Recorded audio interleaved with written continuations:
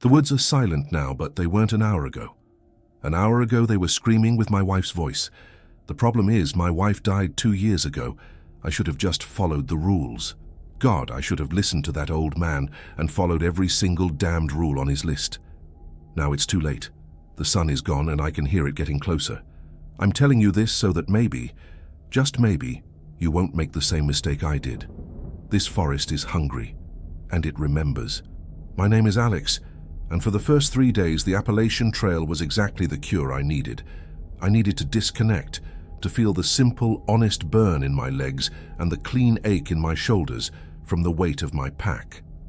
Back in the city, life had become a tangled knot of deadlines, notifications, and a silence in my apartment that was louder than any traffic. I was running from a ghost, a memory that had overstayed its welcome. Here, surrounded by the ancient, indifferent mountains, I felt like I could finally breathe. The air was crisp with the scent of pine and damp earth, a primal perfume that scrubbed the exhaust fumes from my soul. The only sounds were the rustle of unseen creatures in the underbrush, the steady rhythm of my own breathing, and the satisfying crunch of my boots on the leafy trail. This was reality. Solid, tangible, and wonderfully, beautifully empty. I was making good time, pushing myself harder than necessary, as if I could outrun the grief that had chased me here. The plan was simple: hike for 2 weeks, exhaust my body so my mind couldn't wander, and come back. Well, not fixed, but maybe sanded down a little, smoother around the edges. On the morning of the 4th day, I was breaking camp near a babbling creek when I first saw him. One moment I was alone, watching the steam curl from my metal mug of coffee. The next, he was just there, standing at the edge of my campsite, as silent and still as a weathered oak. He was old, but it was a strange kind of old. Not the soft, wrinkled age of a grandfather, but the hard, petrified age of a fossil. His skin was like tanned leather stretched taut over a frame of knots and bone, and his eyes held a hollow, vacant quality, like 2 dark wells that had long run dry. He wore a flannel shirt so faded it was impossible to tell its original color, and a pair of canvas trousers that were more patch than fabric. He wasn't carrying a pack, a water bottle, or any of the gear you'd expect from someone this deep in the wilderness. He looked less like a hiker and more like a piece of the forest that had decided to stand up and walk. He didn't say hello. He just watched me for a long moment, his expression unreadable. I felt a prickle of unease on my neck. You get used to a certain solitude out here, and his sudden, silent appearance felt like a violation of an unspoken rule. "Morning," I said, my voice a little too loud in the quiet air. "Didn't hear you coming." He didn't smile. His gaze flickered from my face to the trail ahead, then back again. "It's not the ones you hear that you need to worry about," he rasped. His voice was like stones grinding together, dry and heavy with disuse. He took a slow, deliberate step forward, and I instinctively tensed. From a pocket in his trousers, he pulled out a small folded piece of paper. It was yellowed with age, soft at the creases, as if it had been folded and unfolded 1,000 times. He held it out to me.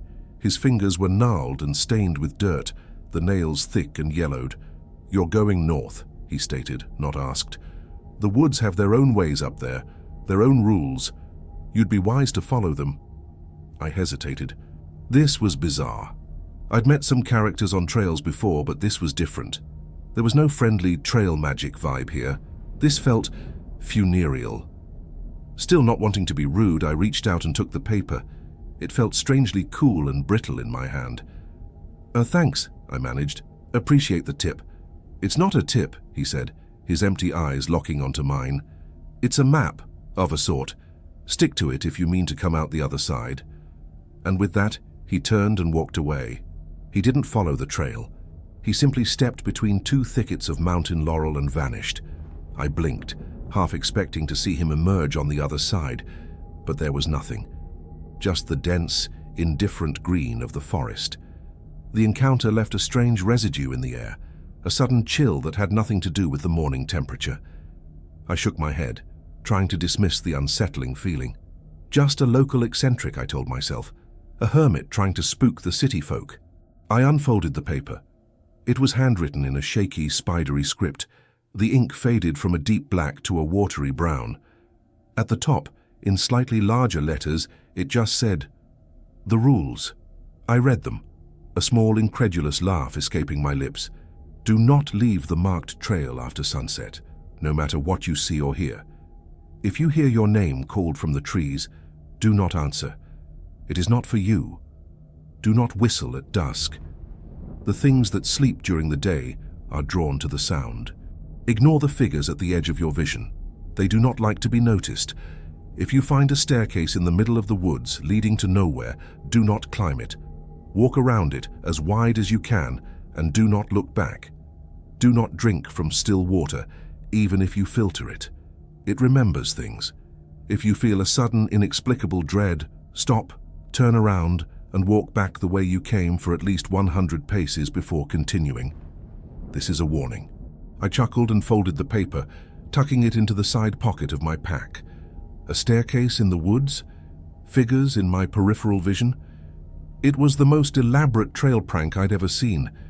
It was almost charming in its absurdity. For the rest of the day, I felt a renewed sense of purpose. The encounter with the old man, as strange as it was, had solidified my mission. I was out here to get away from irrationality, from the ghosts of the mind. This little list was a perfect reminder of the kind of superstitious nonsense I was trying to leave behind. The day was long and strenuous. I pushed hard, covering nearly 15 miles of steep, rocky terrain. By the time the sun began its slow descent, painting the sky in fiery shades of orange and purple, I was utterly exhausted. I found a small sheltered clearing a few hundred feet off the trail, a perfect spot to make camp. As I worked, my body moving through the familiar, practiced motions of setting up my tent and unrolling my sleeping bag, I felt a deep sense of satisfaction. This was real. This was earned. Tired and content, I sat on a log, watching the last sliver of sun disappear behind the jagged peaks. And without thinking, lost in the moment, I began to whistle. It was a simple, tuneless melody, something that had been stuck in my head for days.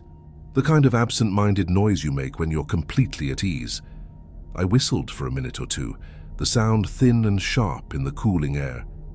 Then I stopped, a wry smile on my face as I suddenly remembered the list. Rule number 3. Do not whistle at dusk. I scoffed at myself for even thinking of it.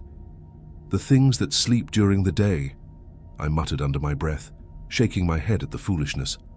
My logical mind provided a dozen rational explanations for such a rule.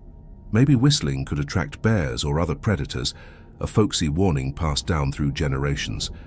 It was nonsense, of course, but amusing nonsense. I turned my attention to my small camp stove, ready to make dinner.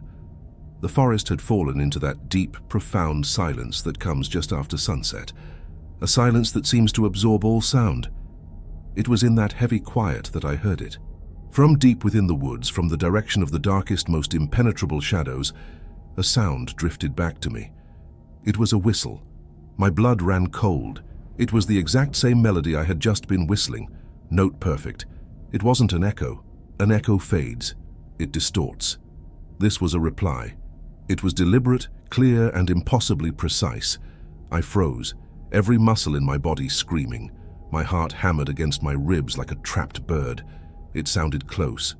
Too close. "Hello?" I called out, my voice tight and strained. "Is someone there, another hiker?" Silence. The only answer was the thumping of my own pulse in my ears. I tried to rationalize it. It had to be another camper, someone having a bit of fun, playing a prank on the new guy. It was the only explanation that made sense, but the sound hadn't felt playful. It had felt mocking, predatory, like a predator mimicking the call of its prey to lure it in. I quickly scrambled inside my tent, zipping it shut as if the thin layer of nylon could offer any real protection. I didn't bother with dinner. My appetite had evaporated, replaced by a cold, hard knot of fear in my stomach. I sat there in the dark, my senses on high alert, straining to hear anything over my own ragged breathing. For what felt like an eternity, there was nothing. The profound, unnerving silence had returned. Maybe it was my imagination, I told myself. Exhaustion can play tricks on the mind. The solitude was getting to me. I was just spooked, that's all. I was starting to believe it. I was just starting to let the rational part of my brain take back control when I heard the second sound. It was the distinct, sharp snap of a dry twig breaking under a heavy weight. It came from just outside my tent, maybe 10 feet away. I held my breath, listening. There were no further footsteps, no rustling of leaves. Just the single, deliberate sound of a snapped branch, followed by that same deep, listening silence. It was the kind of silence that isn't empty. It was filled with presence, with waiting. Whatever was out there, it knew I was here. And it wanted me to know that it was here too. I'm telling you this now because that was hours ago, and I haven't heard another sound since. But I know it's still there. I can feel it. A pressure against the silence. A watchfulness in the dark. I don't know what was in that old man's eyes, but I think I'm starting to understand. There are rules out here for a reason, and I've already broken one. If you want to know what happens when you break the rules, if you want to find out what was waiting for me outside my tent that night, stick around for the next part. Subscribe to the channel and hit that like button. Trust me, you're going to want to know what happened next. Sleep was not an option. That single sharp crack of a twig had detonated the quiet of the forest, and the silence that followed was its fallout. Heavy, toxic, and absolute. I lay in my sleeping bag for what felt like a lifetime, my body rigid, my ears straining so hard they began to ache. Every gust of wind against the tent fabric was the brush of a hand, every distant hoot of an owl a potential mimicry. The rational part of my brain, the part that had confidently guided me through my life until now, was screaming in a locked room, while a more primal, ancient part of me had taken the controls. It told me to stay still, to make no sound, to become a rock, a log, a part of the unbreathing landscape. It wasn't until the first faint grey light of dawn began to filter through the thin nylon that the paralysis finally broke. The light didn't bring warmth or relief. It simply changed the quality of the shadows. It felt like I had survived not a night, but a siege. I moved with a slow, deliberate caution, unzipping the tent with a painful wince at the sound. I peered outside, my heart pounding a frantic rhythm against my ribs. Nothing. The clearing was empty. The ground was undisturbed, save for my own footprints from the day before. There was no sign of a large animal, no track of a human intruder. I scanned the area where I'd heard the sound, and my eyes landed on it. A single thick branch lying on the forest floor snapped cleanly in two. It was larger than what a deer or a fox would break by accident. It would have taken significant, deliberate weight to make that sound. The sight of it, so mundane and yet so loaded with menace, sent a fresh wave of ice through my veins. Whatever had been out there was real. I broke camp with a frantic, clumsy energy, my hands shaking as I stuffed my gear into my pack. The serene beauty of the wilderness was gone. In its place was a hostile, alien landscape. Every tree seemed to lean in, its branches like grasping fingers. The shadows between the trunks were no longer empty spaces, but hiding places, filled with a malevolent potential. The forest was no longer my escape. It was my prison. I pulled the crumpled list of rules from my pocket. The paper felt different now. No longer a silly prank, but a sacred, terrifying text. My survival guide in a world that had suddenly revealed itself to be operating on a different set of laws. I read them all again, my lips moving silently, memorizing them like a prayer. My hike that day was a different experience entirely. I wasn't walking through nature, I was navigating a minefield. My head was on a constant swivel, my eyes darting back and forth, scanning the periphery. And that's when I began to understand rule number 4. Ignore the figures at the edge of your vision. They do not like to be noticed. I'd always dismissed those fleeting flickers in my peripheral vision as optical illusions, tricks of the light. But now I saw them everywhere. A flicker of motion too tall to be a deer, too thin to be a bear, that would vanish the moment I turned my head to face it. A patch of shadow under a dense canopy that seemed to detach itself and glide to a new position before I could get a clear look. At first I thought I was imagining it, that my sleep-deprived, paranoid mind was manufacturing threats. But it happened too often, too consistently. The rule wasn't a warning against seeing them. It was an instruction on how to react when I saw them. I forced myself to keep my gaze fixed on the trail ahead. to not acknowledge the silent, flitting shapes that danced just at the borders of my sight. It was the hardest thing I've ever had to do. Every instinct screamed at me to turn, to confront, to see my potential predator. But the rule implied that seeing them, truly noticing them, was the danger. It felt like walking through a room full of sleeping guard dogs, praying none of them would open their eyes. By midday, I was emotionally and physically frayed.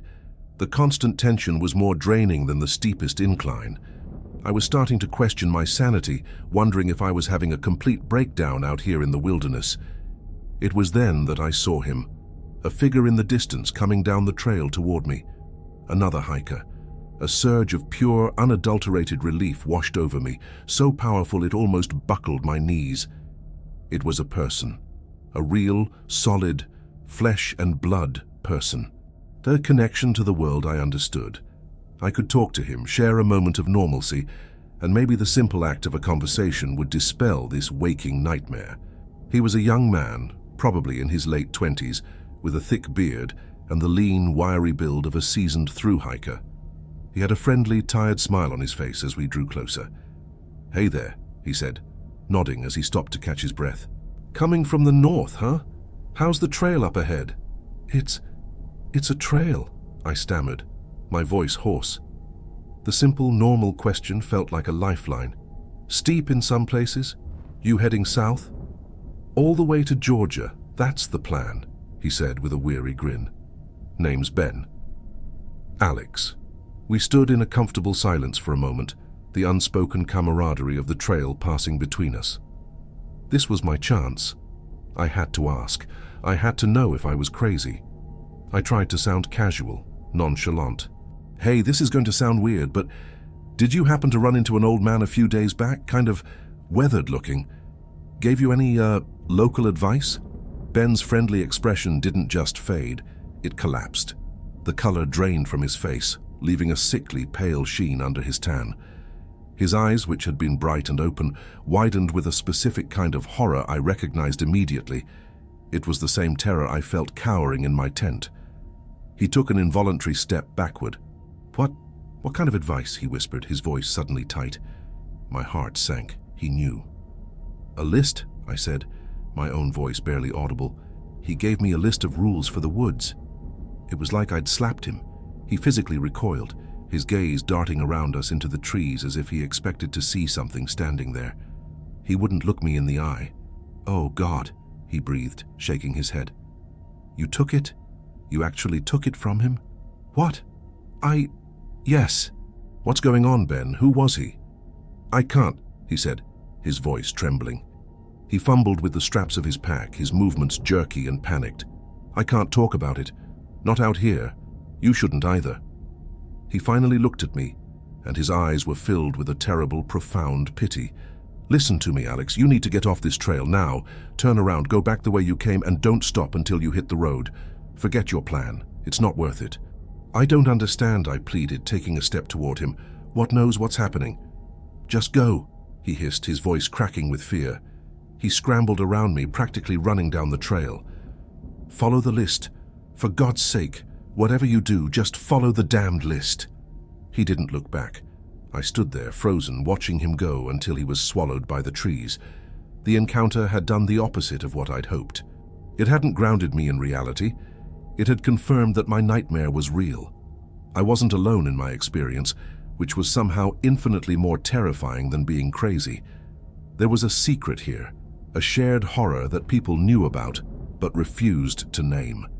And by accepting that piece of paper, I had become a part of it. The isolation I felt was no longer just physical, it was cosmic. I was on the other side of a veil, and I was all alone. I don't know how long I hiked after that. I was moving on autopilot, my mind a maelstrom of fear and confusion. Ben's terror was contagious, and now I knew with absolute certainty that I was in terrible danger. The forest seemed darker now, the air thicker. I pushed myself relentlessly, driven by a desperate need to put as much distance as possible between myself and everything. It was late in the afternoon when I stumbled out of a dense section of woods into a clearing. And I saw it. My mind simply refused to process it for a few seconds. It was a violation of all logic, an architectural tumor in the heart of the ancient wilderness. Standing in the center of the sun-dappled clearing was a staircase. It was made of a dark, weathered wood, covered in patches of moss and rot. It was a full flight of stairs, maybe 12 or 13 steps, complete with a simple, splintered handrail. It was perfectly ordinary in its construction, the kind of staircase you might find in an old farmhouse, except it was here, in the middle of nowhere. It wasn't attached to anything. It didn't lead to a ruin or a tree house. It just rose from the forest floor and stopped, ending at a small landing that opened into nothing but empty air. Rule number 5 slammed into the forefront of my mind. If you find a staircase in the middle of the woods, leading to nowhere, do not climb it. Walk around it as wide as you can and do not look back. The sight of it was so profoundly wrong, so deeply unsettling, that my first instinct was to obey, to turn and flee. But then a second feeling began to rise, insidious and powerful. A deep, gnawing curiosity. Where did it come from? Who built it? What would the world look like from the top? The pull was more than just intellectual. It was a physical sensation, a strange magnetic thrumming that seemed to emanate from the stairs themselves, promising something. An answer. A revelation. It was a siren's call to the logical part of my mind that was desperate to find an explanation, to categorize this impossibility, and thus render it harmless. I stood there, rooted to the spot, my body locked in a war with itself. One half of me was screaming, remembering Ben's terrified face, remembering the whistling in the dark. The other half was whispering, urging me forward. Just one step. What could it hurt? You need to know. The urge was so strong it was almost intoxicating, a dizzying vertigo that threatened to pull me in. I could feel the forest watching me. I knew, with a certainty that defied reason, that this was a test. The figures in my periphery seemed to have stopped moving. The entire woods held its breath, waiting for my decision. With a surge of adrenaline born of pure terror, I broke the spell. I wrenched my gaze away from the stairs and plunged into the thick, thorny underbrush to my left, just as the rule commanded. Walk around it as wide as you can. I didn't care about the thorns that tore at my clothes and skin, or the branches that whipped my face. I just focused on putting as much distance as possible between myself and that thing in the clearing. I kept my head down, my eyes fixed on the ground in front of me, fighting the overwhelming urge to look back. I could still feel it behind me, a cold spot in the woods, a silent question hanging in the air. I didn't stop until I was miles away, when the sun was low in the sky and my body screamed with exhaustion and pain. I made camp in a frantic rush, my mind replaying the image of the stairs over and over again. I knew I had passed the test, but I also knew that passing didn't mean I was safe. It just meant I had survived to face the next one. Tonight, the silence outside my tent is different. It's not the heavy, waiting silence from before.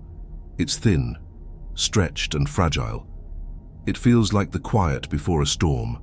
I'm huddled in my sleeping bag, the crumpled list clutched in my hand like a talisman, trying not to think about what would have happened if I'd set foot on that first step. Wait, did you hear that? A sound, just now. It's faint, but it's unmistakable. It's a sound that has no place here, miles from any human habitation, deep in the untamed wilderness. It's the slow, rhythmic, deliberate creak, groan, creak of heavy footsteps, ascending an old wooden staircase. And it's coming from right outside my tent. The sound was a direct assault on the foundations of my world. Creak, groan, creak. Each noise was agonizingly slow, imbued with a dreadful weight and purpose. I was lying in a thin nylon shell in the absolute heart of a primordial wilderness, and I was listening to someone climbing the stairs to the second floor of a house that wasn't there. My mind, in a desperate act of self-preservation, tried to supply rational alternatives. A tree branch rubbing against another in a specific rhythmic way. An animal I'd never heard before, but my heart knew the truth. It was the same wood, the same weight, the same malevolent deliberation as the impossible staircase I had avoided hours earlier. The sound was a message. You avoided my front door, so I brought the door to you. The steps continued their deliberate ascent. 12 of them. I counted each one in the suffocating darkness of the tent. My breath held until my lungs burned. Creak, 9 groan, why 10 creak and 11. And finally a deep final groan as a great weight settled at the top, 12. And then silence. A new kind of silence. It was the quiet of something that had reached a vantage point. It was the stillness of a predator that had climbed a tree to look down upon its prey. I felt a crushing metaphysical pressure from above, as if something was peering down through the fabric of my tent, through my skull, and directly into the panicked, frantic firing of my synapses. It was looking at my fear, and I think it was feeding on it. I did not move a muscle until the sun rose. The night was a long, cold eternity spent in a state of suspended terror. When the light finally came, I didn't feel relief, only a temporary stay of execution. The presence, the feeling of being watched from an impossible height, had vanished with the dawn. With trembling hands, I crawled out of the tent. There was nothing. No footprints, no broken branches, no sign of any disturbance whatsoever. The lack of evidence was, in a way, the most terrifying thing of all. It meant the architect of my fear needed no physical medium to work. It could build its horrors directly in the air, in my mind, leaving no trace but the wreckage of my sanity. My perspective had irrevocably shifted. I was no longer a hiker trying to survive. I was a rat in a maze, and the list of rules was the only clue I had to its design. My journey was no longer about covering miles. It was about deciphering a puzzle before the final piece clicked into place, and I was devoured. My paranoia had calcified into a new kind of focus. The list wasn't just a set of warnings anymore. It was a key. It was the language of this place, and I had to become fluent, fast. I forced myself to eat, my stomach churning with anxiety. As I chewed the dry, tasteless protein bar, I studied the list, my eyes tracing the spidery script until the words blurred. I had followed rule number 5 and survived the immediate consequence. I had broken rule number 3 and been punished. There was a logic here, a terrifying if-then structure to this nightmare. My new purpose became an investigation. I began to actively look for things, to scan the environment, not just for threats, but for clues. Late that morning, I found one. It was on a massive, ancient oak tree just off the trail. At first, I thought it was a natural formation in the bark, a burl or a scar. But as I drew closer, I saw it was a carving. It was deep, gouged into the wood long ago, so long that the edges of the wound had healed over, creating a puffy, scarred sigil. It depicted a stick figure, but it was grotesquely wrong. The torso was too long, the limbs too thin, and its back was bent at a completely impossible angle, as if its spine had been snapped and it was folded in half backward. Its head lolled grotesquely to one side. It was a symbol of agony, of profound and unnatural violation. A new unlisted rule flashed in my memory, a fragment from a dream or a buried thought. If you see the sign of the crooked man, you are no longer on the trail. A cold dread washed over me. I checked my compass. It was spinning lazily, the needle refusing to settle. Useless. I pulled out my GPS, a top-of-the-line device I had trusted implicitly. I powered it on, waiting for it to acquire a signal. After a few tense moments, my location appeared on the screen. According to the satellite map, I was standing in the middle of a vast, empty blue space marked Uncharted Territory, Inaccessible Mountainous Region. I frantically zoomed out. The green line of the Appalachian Trail was over 50 miles to the east. It was impossible. I hadn't hiked for weeks. I hadn't even hiked in that direction. My very position on the planet had been rewritten. The forest seemed to shift around me in response to this new knowledge. The sunlight filtering through the canopy took on a sickly yellow-green tint. The familiar, comforting sounds of birds and insects faded away, replaced by a silence so complete it felt like a physical presence pressing in on my eardrums. The air grew still and heavy, humid and hard to draw into my lungs. I wasn't just lost. I was somewhere else entirely. I had walked through an invisible door, and the sign of the Crooked Man was the emblem on its front. The rules weren't just for a section of the woods, they were the constitution of another country, and I had just crossed its border illegally. That's when the psychological assault began. It started subtly. a whisper on the wind that sounded like my name. Alex. I froze, scanning the silent, watching trees. I told myself it was the wind, just the wind. I pushed on, my boots making no sound on the thick carpet of moss that now covered the ground. An hour later, it came again, clearer this time. It was a woman's voice, achingly familiar. Lex. I stopped dead. No one had called me that in 2 years. It was Sarah's name for me. A little intimacy from our college days that had stuck. A name that now felt like a sacred artifact from a buried civilization. Hearing it here in this malevolent place was a desecration. "Who's there?" I shouted, my voice cracking, raw with a sudden desperate hope. The only reply was the suffocating silence. I stumbled onward, my mind a civil war between logic and grief. She's gone. You know she's gone. It's a trick. It's the forest. It's the thing that whistled. But another part of me, a traitorous, grief-stricken part, whispered, "What if? What if it's not? What if you're wrong?" The voice came again, and this time it was laced with a desperate, chilling sorrow. It was so close, it sounded like it was right behind my shoulder. "Lex, I'm so cold. Why did you leave me? It's so dark here." A sob escaped my throat. The imitation was perfect. It wasn't just her voice, it was her cadence, her unique, gentle lilt. It was the sound of my wife's pain. It knew her. It knew us. How could it know that? The thought was a venomous snake coiling in my gut. This entity, this ancient intelligence of the woods, wasn't just a mimic. It was a thief. It had somehow reached into my mind, into my memories, and stolen the most precious thing I had left. "You're not real," I chanted, my words a mantra against the encroaching madness. "You are not real, Sarah is gone." "But I'm right here," the voice cooed, now sounding like it was coming from a patch of deep ferns just ahead. "I'm lost, Lex. Please, come find me. Help me." I was breaking. The rational investigator was gone, replaced by a husband hollowed out by loss, being presented with a cruel and impossible phantom of hope. Against every instinct for self-preservation, against all logic, I turned from the direction I was heading and plunged into the undergrowth, following the sound of her voice. "Sarah, I'm coming!" I cried, tears streaming down my face, mingling with the sweat and grime. I crashed through the alien woods, the sickly green light making everything look submerged and unreal. I didn't care. I was following a ghost, a memory, a lie. Her voice led me on, a breadcrumb trail of heartbreaking pleas. It was always just ahead, drawing me deeper into the uncharted green. "This way, Lex, I can hear you, hurry."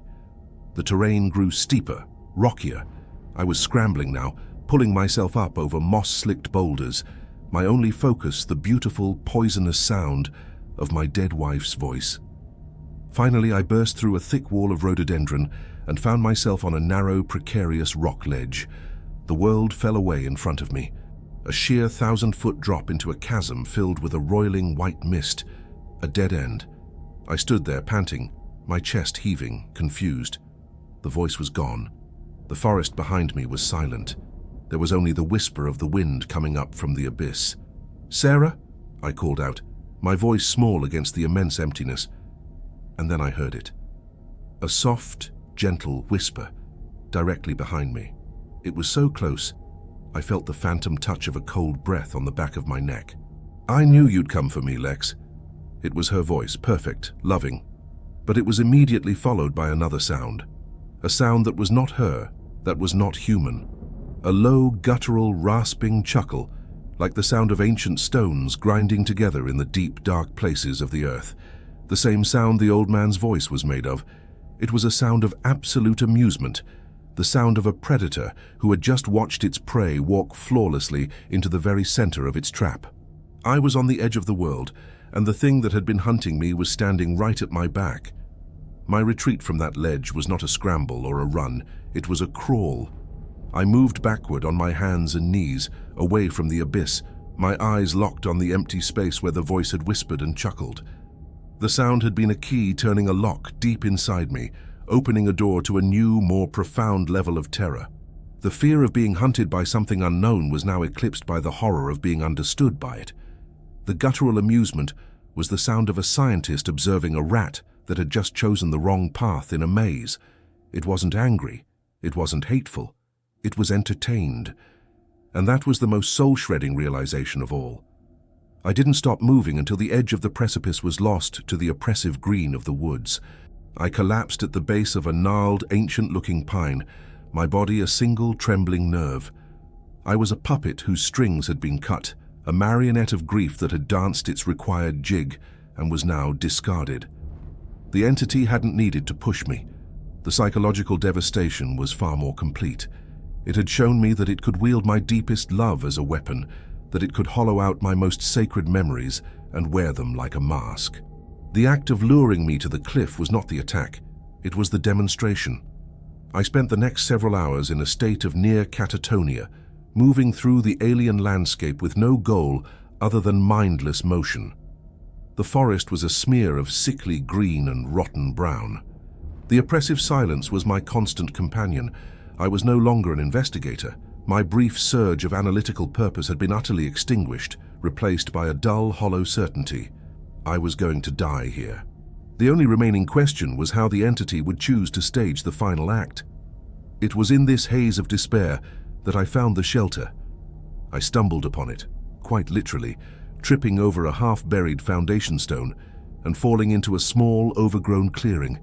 It had once been a small cabin, perhaps a lineman's shelter or a forgotten ranger outpost. Now it was a skeleton. The roof had mostly caved in, leaving a jagged maw open to the jaundiced sky. The walls, built of thick, hand-hewn logs, were bowed and green with a fur of moss. The whole structure sagged into the earth, looking less like a building and more like a carcass being slowly reclaimed by the forest. It radiated an aura of profound misery. This was not a place of refuge, it was a place where hope had come to expire. My first instinct was to avoid it. Every fiber of my being screamed that this was another trap, another piece on the game board. But exhaustion, both physical and spiritual, won out. I needed to get out of the open. I needed walls, however broken, around me. Pushing aside a curtain of thick, sticky spiderwebs, I ducked through the empty doorway. The interior smelled of wet rot, of generations of decaying leaves and something else.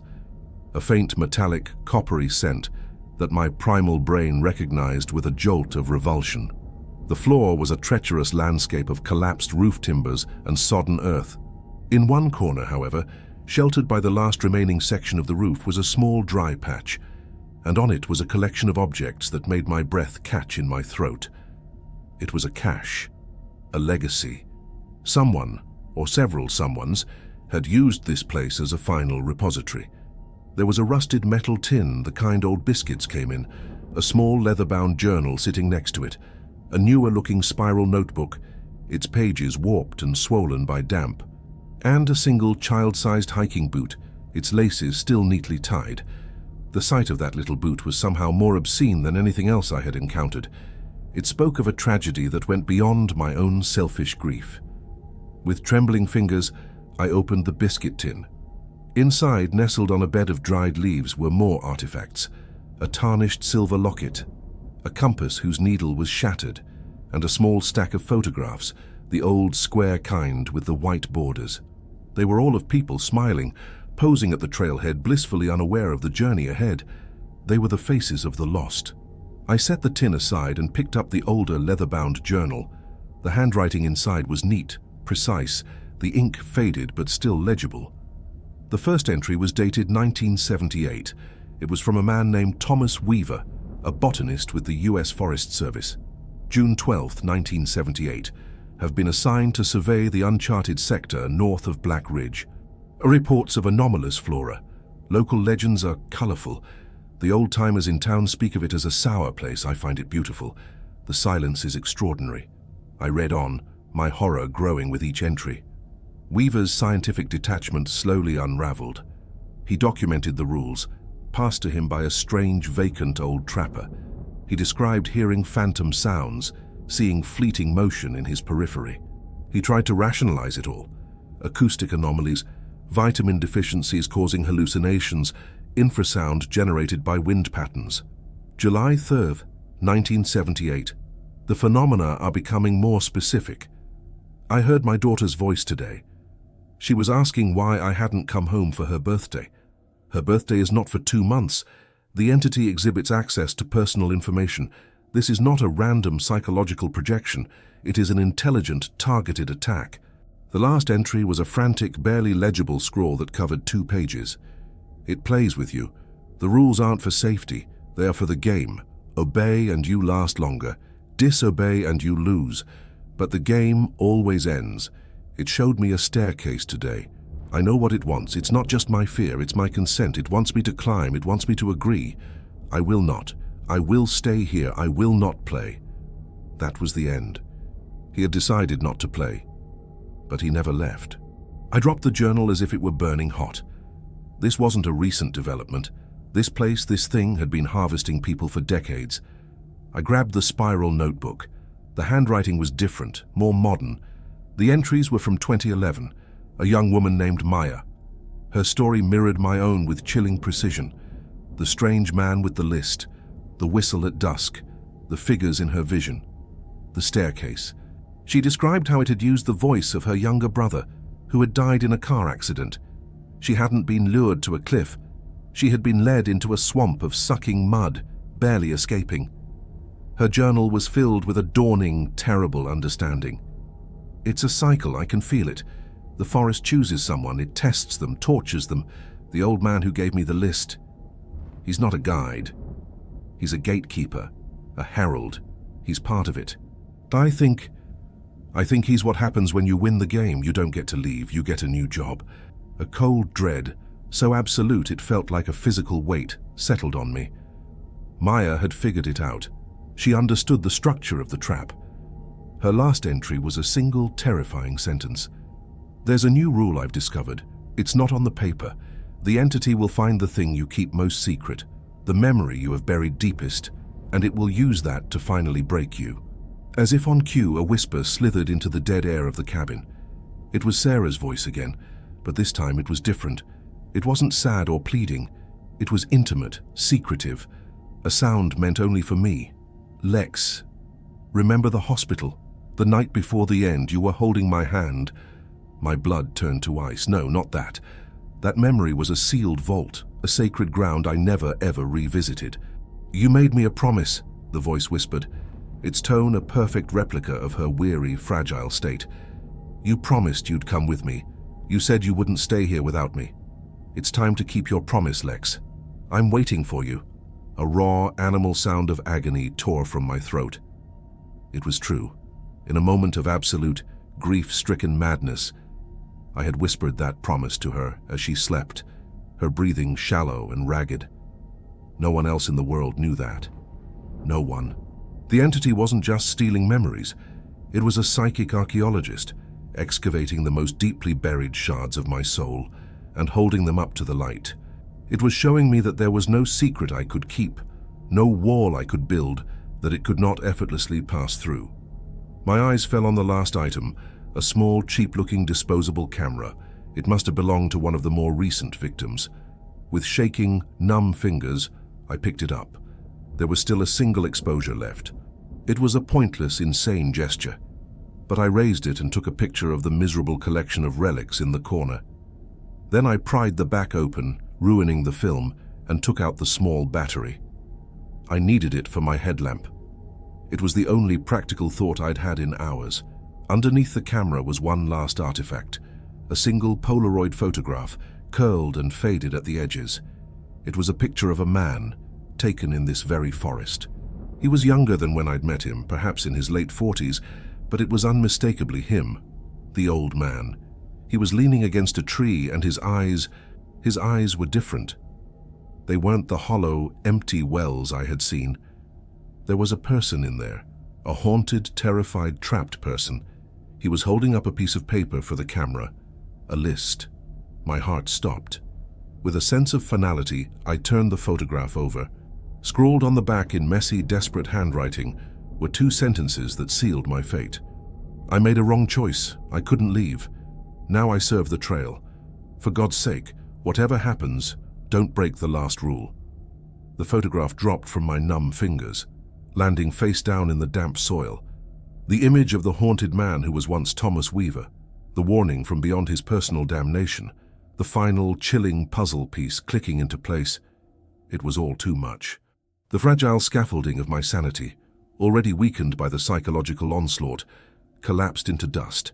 I was left in a void, a place beyond fear, beyond hope. I was simply a piece in a game I now understood, and that understanding was a torment far worse than ignorance. I was not the first. The rusted biscuit tin, the water-warped journals, the pathetic little boot, they were the archives of the game's previous players. We had all walked the same path, heard the same lies, been terrorized by the same unseen puppeteer. And the old man, the gatekeeper, was not a monster born of the woods. He was a graduate, a prisoner who had been promoted to trustee. The ultimate prize for winning was a life sentence as the new recruiter. The realization settled not with a bang, but with a cold, silent poison seeping into my marrow. There was no escape. There was only the game, and the game's end was simply a new beginning. My despair was a black, fathomless ocean.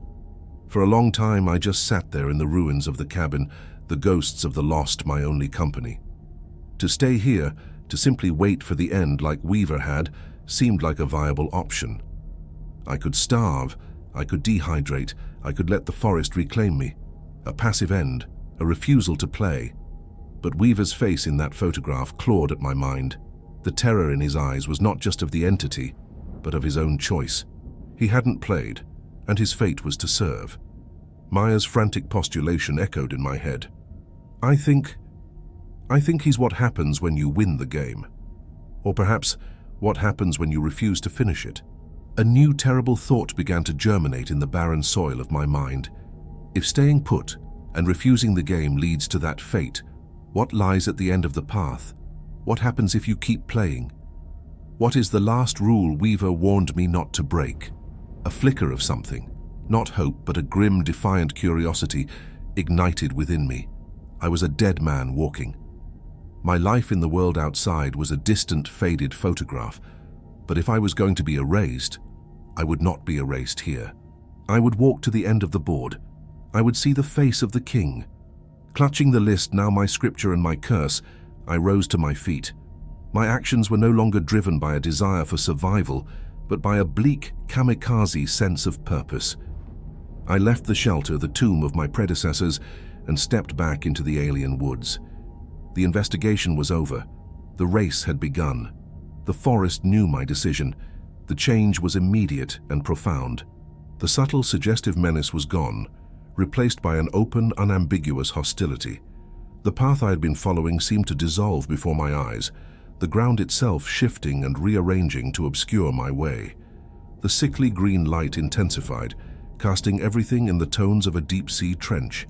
The silence was shattered, replaced by a constant low-level hum, a vibration I could feel in my teeth, the sound of some immense unseen engine at work. The figures in my periphery were bolder now. No longer fleeting flickers, they were solid-looking silhouettes of impossible thinness and height. Standing motionless among the trees, their forms like scorched gashes in reality. They didn't move, but I could feel their collective, dispassionate gaze following me. They were no longer hiding. They were spectators. I pushed on, navigating by instinct alone, my only guide the list of rules I now knew by heart. Hours bled into one another. I became a machine of forward momentum, fueled by nothing but a cold, hard knot of resolve. And then I came to it. The choice. The path ahead of me split into a perfect, deliberate fork. This was no natural division of a game trail. This was an engineered junction, a statement. The two paths could not have been more different. The path to the left was beautiful. It was a gentle, inviting slope, carpeted with soft, green moss. The canopy above opened, allowing warm golden shafts of what looked like genuine sunlight to dapple the ground. From somewhere down that trail, I could hear the impossible sound of birds singing, a cheerful melodic sound I hadn't heard in days. It smelled of wildflowers and clean earth. It was a promise of peace, of an end to the struggle. It was an blatant, egregious lie. The path to the right was a nightmare. It plunged sharply downward into a dark, gnarled ravine choked with thorn-covered vines that looked like tangled barbed wire. The air that drifted up from it was cold and smelled of stagnant water and decay. No light seemed to penetrate the twisted canopy that clawed at the sky above it. It looked like a direct route into the bowels of the earth.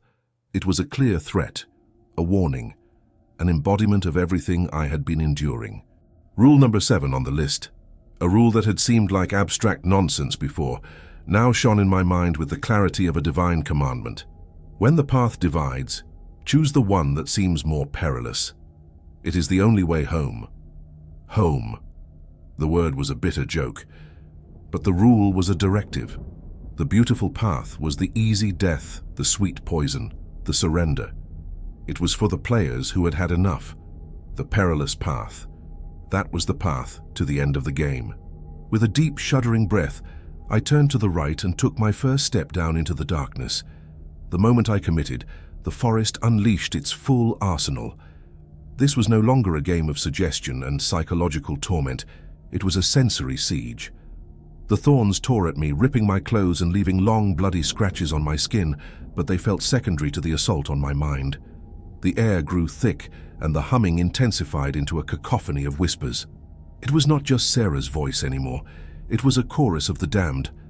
I heard Thomas Weaver's voice, a dry academic tone, muttering about anomalous flora as he descended into madness. I heard the voice of Maya, young and terrified, crying out for her brother. I heard the voices of the people from the photographs screaming, pleading, begging for a release that never came. Their voices swirled around me, a vortex of recycled despair. The silent, watching figures were gone, replaced by a new horror. As I scrambled down the treacherous slope, I began to see them in the trees. Faces. They would momentarily form in the gnarled bark of a tree or the mottled pattern of lichen on a rock. They were the faces from the tin, their smiles turned to silent, screaming grimaces of agony. They were the audience, the previous contestants, their souls now part of the very fabric of this hell. The entity itself made its presence known. It was no longer content to mimic. It began to speak with its own voice, a composite of all the voices it had stolen, including my own. It didn't whisper from the trees. It whispered from inside my own skull, a direct violation of my consciousness. It thought into my mind using my own internal voice. Colonel. My hand slipped on a wet root, and I tumbled down a short embankment, landing hard. The pain was a distant, unimportant signal.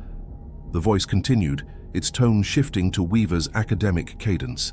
It shifted again, a mocking, youthful lilt in its tone. There is only the board, and the pieces, and me. A cold, wet hand, slick and bony, brushed against the back of my neck. I spun around, my headlamp cutting a wild arc through the oppressive darkness. There was nothing there, just the suffocating press of the ravine. The gauntlet was physical, auditory, and psychological. It was a systematic effort to dismantle me piece by piece, to erode my resolve until there was nothing left but a whimpering creature begging for the release of the easy path I had rejected. But the knowledge I had gained in the cabin had changed me. My grief was no longer a weakness to be exploited. It was a core of dead, cold ash within me. It could not be burned again. The voices, the faces, the accusations, they were horrific, but they were just tools. They were the machinations of the game, and I was no longer playing to escape. I was playing to see the end. I gritted my teeth, hauled myself to my feet, and continued my descent. I don't know how long I was in that ravine. Time had ceased to have any meaning. It was an eternity of pain and torment. But then, as abruptly as it had begun, it stopped. The voices ceased. The faces in the trees faded. The thorns and tangled roots gave way to a level, mossy floor. I stumbled out of the ravine's mouth and into a small circular valley. The air here was utterly still. The oppressive, humming silence had returned, but it was different. It was the expectant quiet of a stage, waiting for the final act to begin. In the center of the valley there was a single structure, a small, perfectly intact log cabin. A thin curl of welcoming white smoke rose from its stone chimney, and through its single clean window, a warm golden light glowed with an impossible coziness. It looked like a beacon of salvation, a sanctuary at the heart of the maelstrom. It was the most inviting and the most terrifying thing I had ever seen. Every exhausted muscle, every frayed nerve, every shattered piece of my soul screamed at me to go to it. To push open that door, to feel the warmth of that fire, to finally rest. It was the ultimate temptation, the prize at the end of the ordeal. But as I took a half-conscious step towards it, my eyes fell upon the crumpled list still clutched in my fist. And the last rule, a rule I had read but never understood, a rule that had seemed like a non sequitur, suddenly blazed with a horrific, final clarity. Rule number 8. At the end, you will find a home. Do not enter. Your house is behind you, not ahead.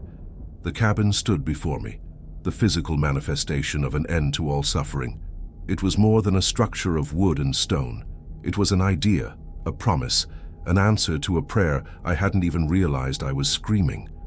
The warm golden light spilling from its window painted a perfect square of safety on the corrupted ground of the valley, and the gentle curl of smoke from the chimney was a beckoning finger in the unnaturally still air. Every cell in my exhausted, brutalized body craved that warmth. My mind, shattered and frayed, yearned for the silence within those walls to be a silence of peace, not of predation. But the paper in my hand felt as cold as a gravestone. Rule number 8. At the end, you will find a home. Do not enter. Your house is behind you, not ahead. It was the final move in the game, the last cryptic instruction. And here, at the precipice of a decision, I have to ask you, what would you do? I'm asking you, sitting there safe in your world, what choice would you make? Is this cabin the final beautiful trap, the gilded jaws of the snare? Or is the rule the last lie, a final cruel trick to make me turn away from salvation and embrace the damnation of this forest forever? What terrible truth is waiting for me? Let me know what you think in the comments. Subscribe to this channel, because whatever happens next, it's the end.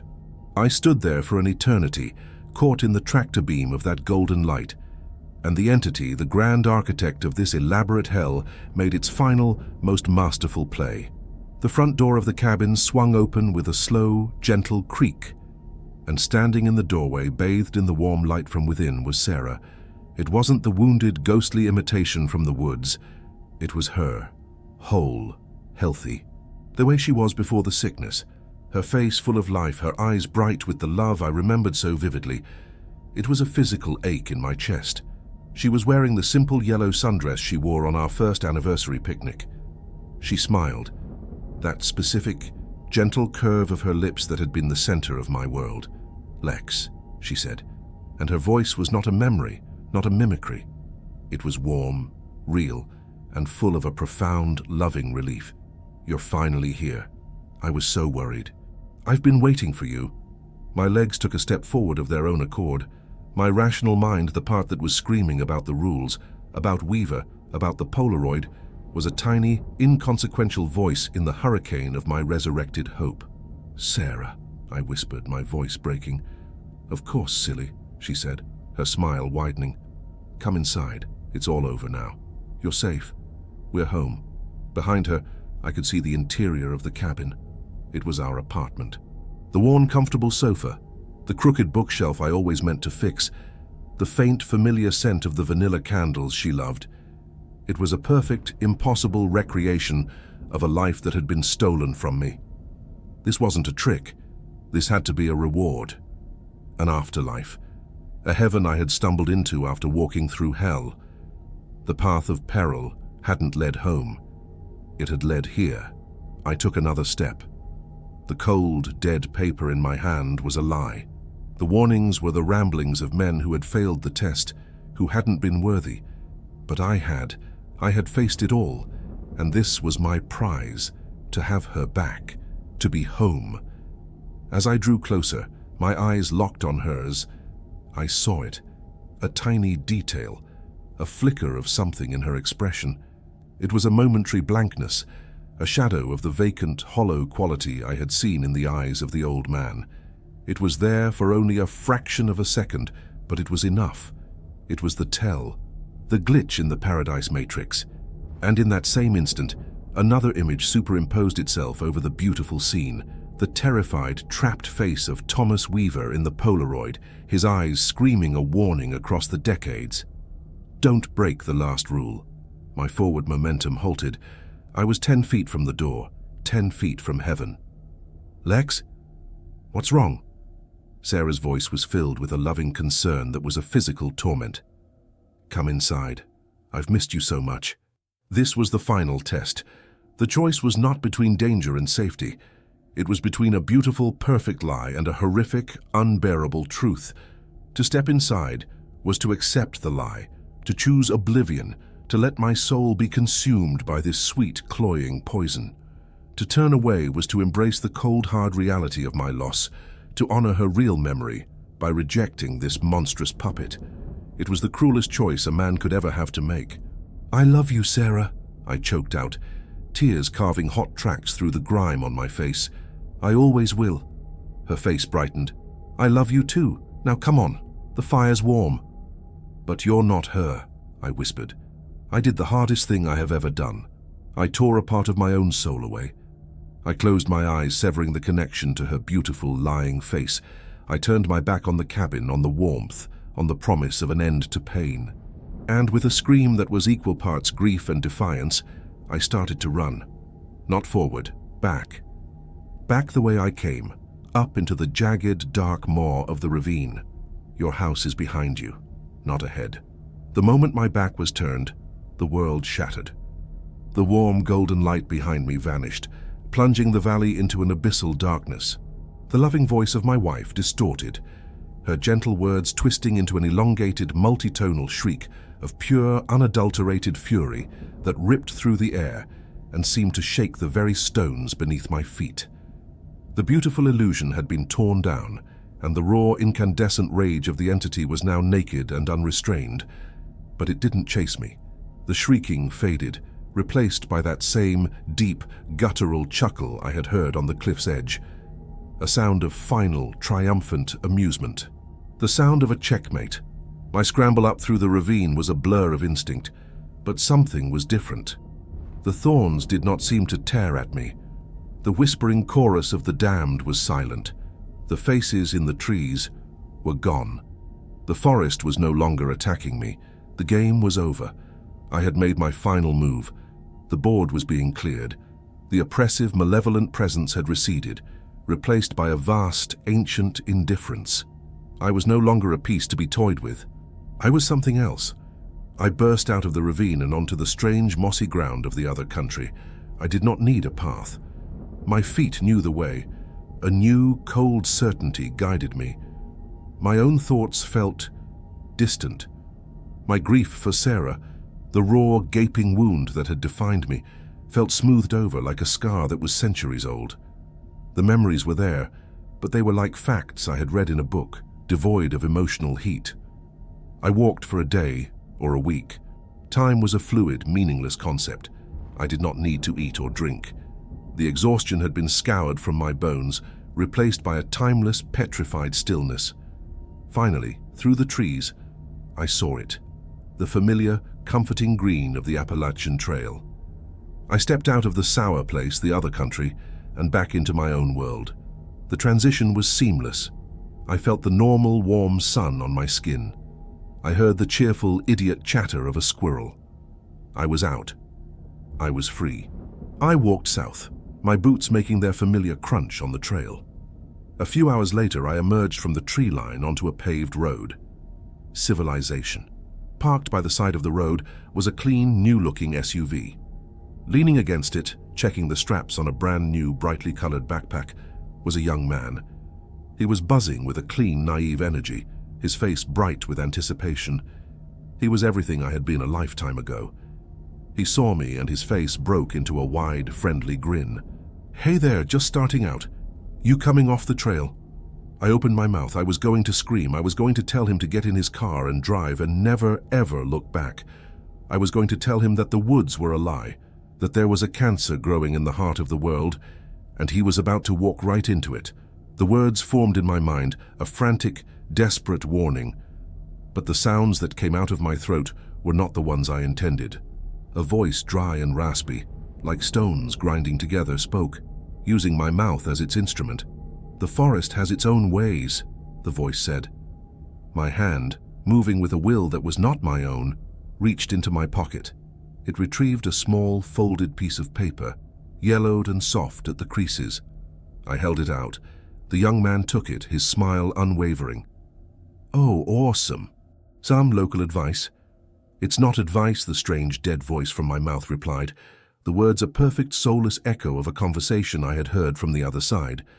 "It's a map, of a sort. Follow it if you mean to come out the other side." He unfolded it, his eyes scanning the list with a look of amused curiosity. "A staircase in the woods? Cool. Thanks, man. Appreciate it." He shouldered his pack, gave me a final cheerful nod, and walked with a confident stride toward the trailhead, disappearing into the trees. I stood there, watching him go, a silent observer in my own body.